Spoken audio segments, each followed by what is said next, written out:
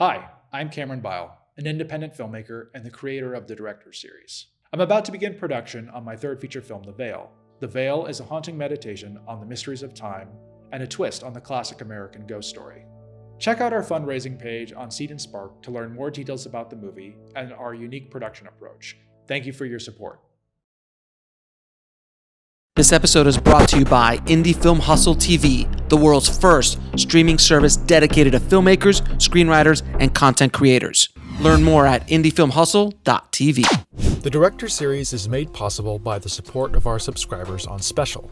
Subscribe today at special.tv/The Director Series and gain access to exclusive full-length Director Series episodes and other bonus content, ad-free.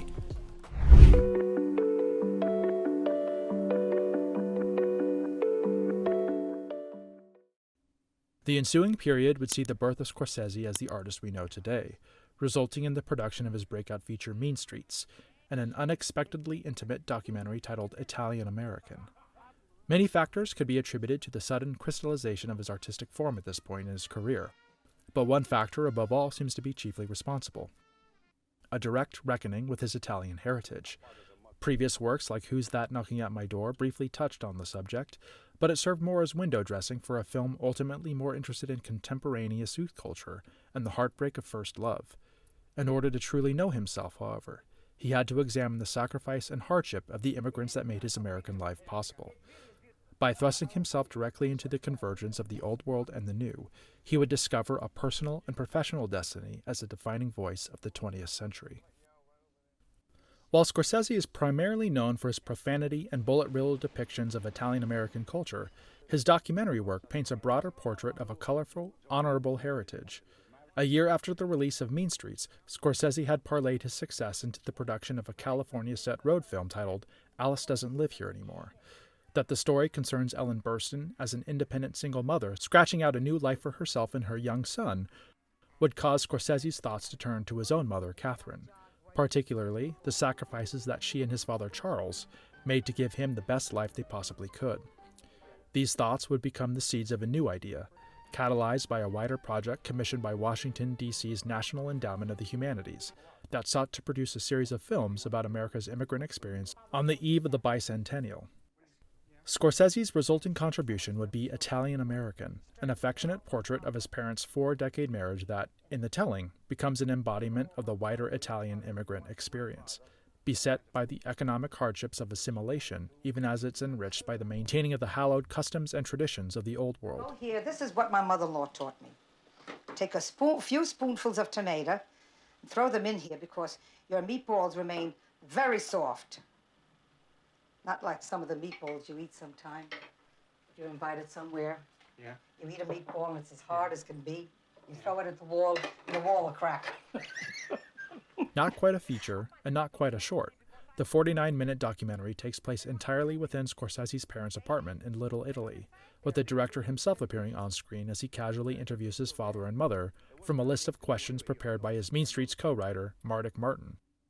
They talk about their marriage, as well as their early lives as first-generation Americans and children of Sicilian immigrants. Catherine and Charles's chemistry still sparks, even after 4 decades of marriage, and we can see how they informed and shaped key aspects of Martin's own personality. Catherine, in particular, is quite the firecracker and ballbuster, taking every opportunity to lovingly joke with Martin and his friends, oftentimes at her husband's expense. Italian-American resembles the verite documentaries of the era, with Scorsese and his cinematographer Alec Hirschfeld using existing light to expose the 16mm film image.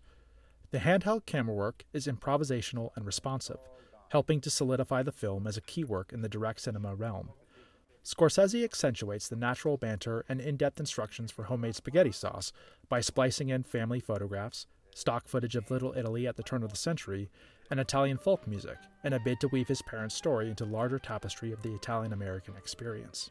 One of the film's key explorations is the idea of first-generation Americans, born from immigrant parents, who, as a result of their assimilation into American culture at birth, come to inhabit a worldview that often at odds with their parents. They come to view their cultural homeland, indeed their own flesh and blood, as fundamentally different. They have a distant concept of a place they may never get to visit. They experience their heritage in black and white still frames, while their parents remember it in glorious moving Technicolor. For instance, Scorsese's parents recount how they didn't visit Italy themselves until their honeymoon, 40 years after their wedding. That alone is a baffling concept to most second, third, fourth generation Americans, who have enjoyed the benefits of an upward mobility built on the foundation of their ancestors' pursuit of the American dream. In exploring his heritage in this way, Scorsese is able to connect with a larger audience that may not share his Italian ancestry, but shares a common human experience within their own family histories. Suffused with real, tangible historical value, Italian-American is a priceless artifact, not just of a whole people, but of the artist behind its creation. In its capturing of a meal shared with the people who raised him, Scorsese's documentary offers a glimpse of a living national treasure at its most intimate and impressionable.